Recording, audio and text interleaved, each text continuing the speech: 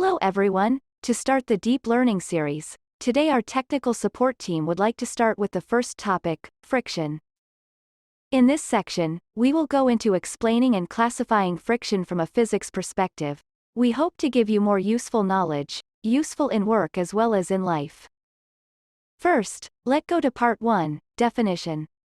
The force of friction is a concept that is quite familiar to everyone. In life, it exists everywhere, harmful but at the same time beneficial to us in life. It is defined as the force resisting the relative motion of solid surfaces, layers of liquids, and particles of matter sliding over each other. Have you ever wondered who discovered the force of friction and the story of how it was found?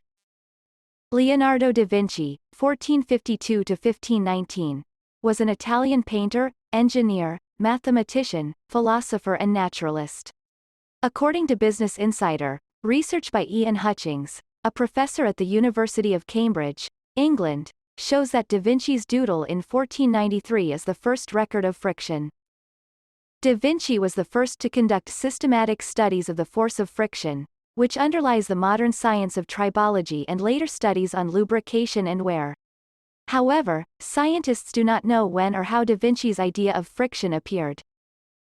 Da Vinci's red chalk page is notable since the 20th century, when it contained a faint outline of a woman at the top with the words, Cosa bella mortal passa e non dura, meaning, beauty dies and doesn't last forever.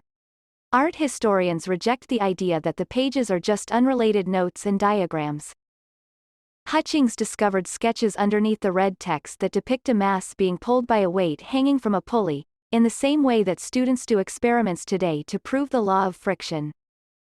The sketches and inscriptions show that Leonardo da Vinci understood the basic principles of friction in 1493.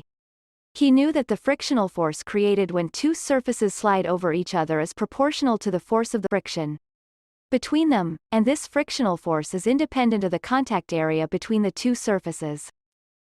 This is the law of friction we often use.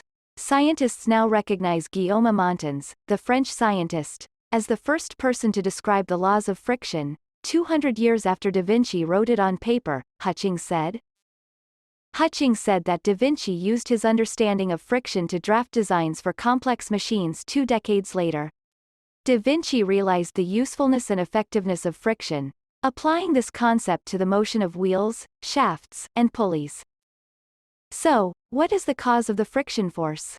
In physical opinion, it is the molecular attraction between the particles of matter, so the friction depends on the material in contact and the contact time. And according to mechanics, it is the convex edges of two interlocking surfaces, so the friction depends on the surface roughness.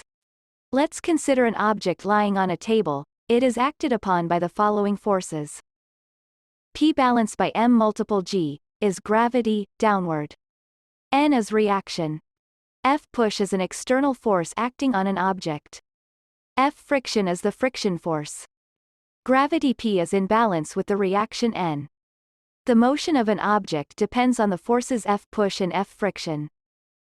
It determines whether the object is moving or stationary, whether the movement is fast or slow. From the nature of the process of friction, we can divide friction into 3 types: resting friction, sliding friction and rolling friction. Next is classification and application. The first is about resting friction. The force of static friction is the force that occurs between two objects in contact, one of which tends to move relative to the other, but whose relative positions have not changed. In fact, the force of static friction keeps an object from sliding when it is acted upon by another force. When F push less than F friction, the object is at rest. Examples of static friction are, when we push the table on the floor, the table remains stationary.